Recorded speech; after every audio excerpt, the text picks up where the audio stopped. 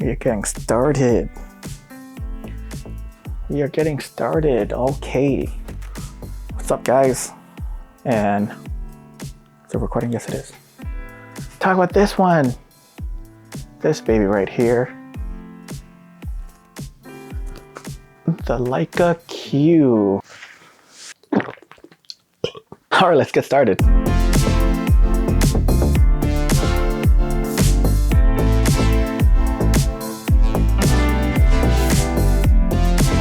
Hey guys, welcome back to the channel. My name is Tongue, and I like to think of this channel as a photography gear related channel and not just dedicated Fujifilm channel, even though this channel has been mostly about Fujifilm. And don't get me wrong, I love Fujifilm and I'm probably going to shoot with Fujifilm for a very long time, unless they do something stupid like Canon and just cripple all their camera lines.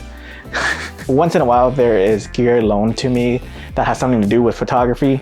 And one of them is being this camera, the Leica Q2. Look at that red dot right there. No, not the Q2, the Leica Q. So I picked up this camera 8 months ago because of the allure of the brand, the Leica brand.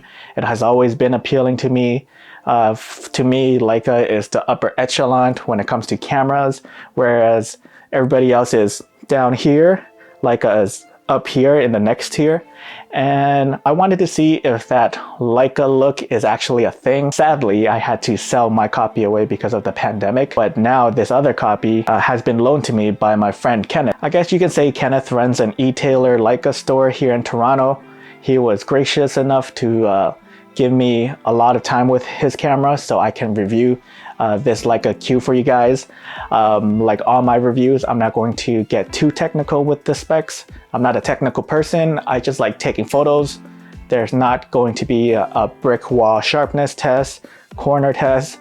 It's just going to be my overall user experience and how I use the Leica Q coming from a Fujifilm shooter experience. Let's get started. The build quality is outstanding. A digital rangefinder camera.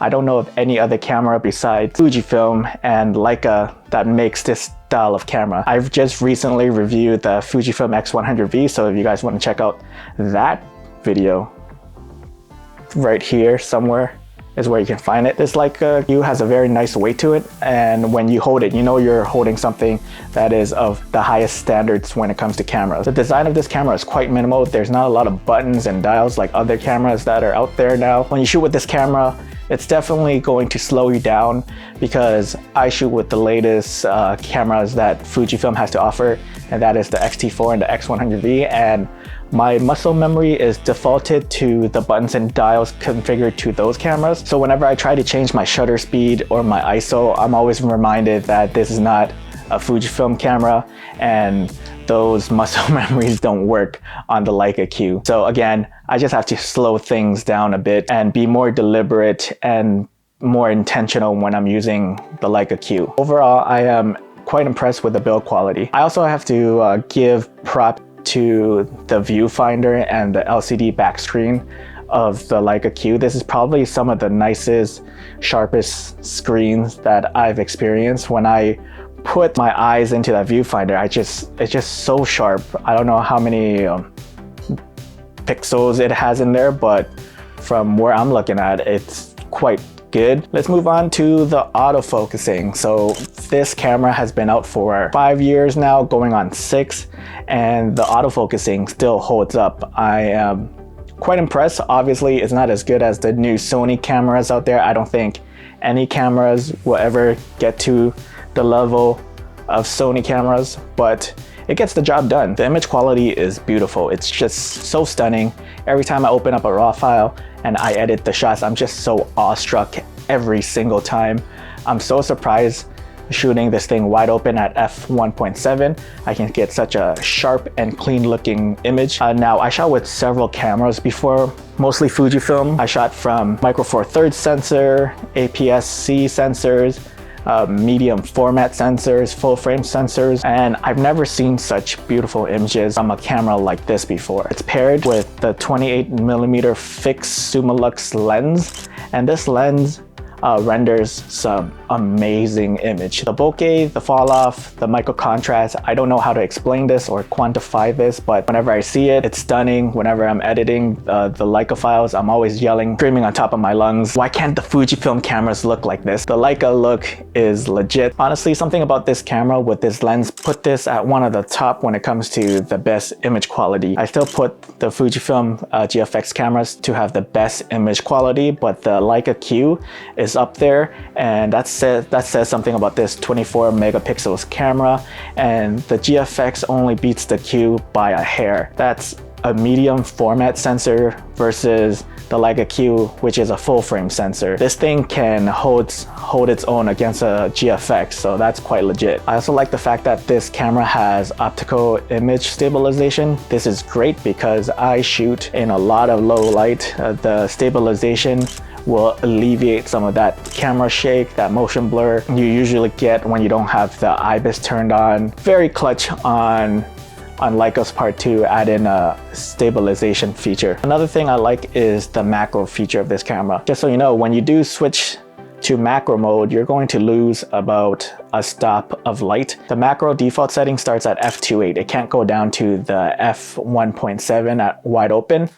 And the macro shots are a unique feature to have. So if you like to shoot close, this is great for that. I got really close to this pen shot right here.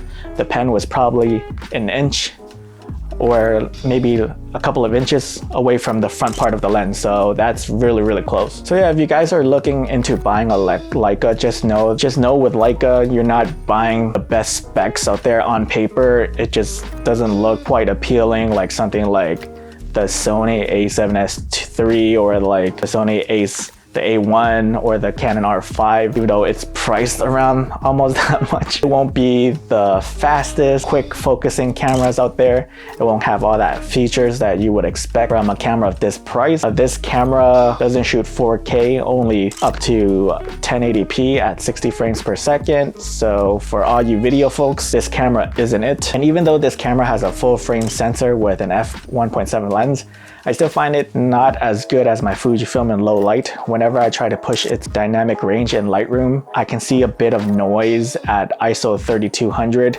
whereas with my X100V, I'm comfortable pushing the sensor to ISO 6400. I can get a really clean image out of this, the X100V. The price of this camera is a big factor when it comes to buying a Leica. I look at the Leica Q as a gateway Leica camera. Once you play with it, you're gonna fall in love. You're going to want to test out the other models that Leica has to offer. The Leica SL and the M10 comes to mind.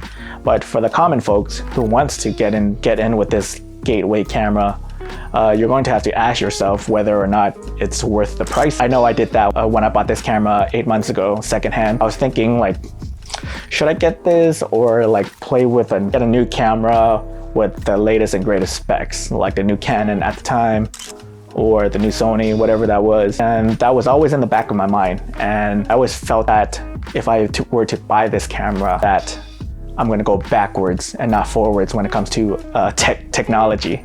Because again, I'm all about wanting the latest and greatest and the best of the best when it comes to like technology, when it comes to like cell phones, when it comes to like tablets out there. If you're someone that cares about that, this camera is not for you. This camera is going on 6 years old. Technology is advancing. There are cameras with better specs than this one.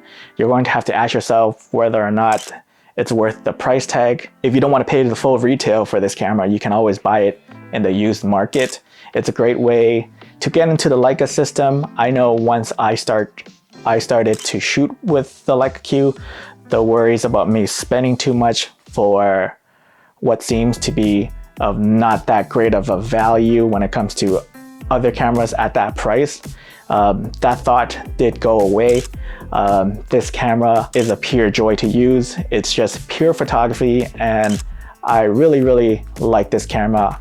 I love its image quality. I love that Leica look, and I'm sad that I have to give this back to my friend Kenneth. So once again, special thanks goes out to Kenneth for loaning me the Q to shoot with. Again, he's a Leica e-tailer here in Toronto. If any of you guys are from Toronto and you're looking to purchase any Leica gear, he can get almost anything or everything that's Leica. So if you mention my name and this video, he's going to knock off like 200 bucks off your first purchase. So I'll leave his information down below so you guys can get in touch with him. But again, that is it for me, guys. What are your thoughts on the Leica Q? Do you hate it? Do you love it? I'm curious to hear your thoughts. Leave your comments down below. Now that I had some time to play with the Q, I do really want to play with the Leica Q2. That's more modern, that's more updated, that has almost all the latest and greatest. It's more competitive with what's going on out there, but it's also $8,000. Don't forget to like, comment, and subscribe. My name is Tongue, and I'll see you in the next video. I love you. Okay, bye.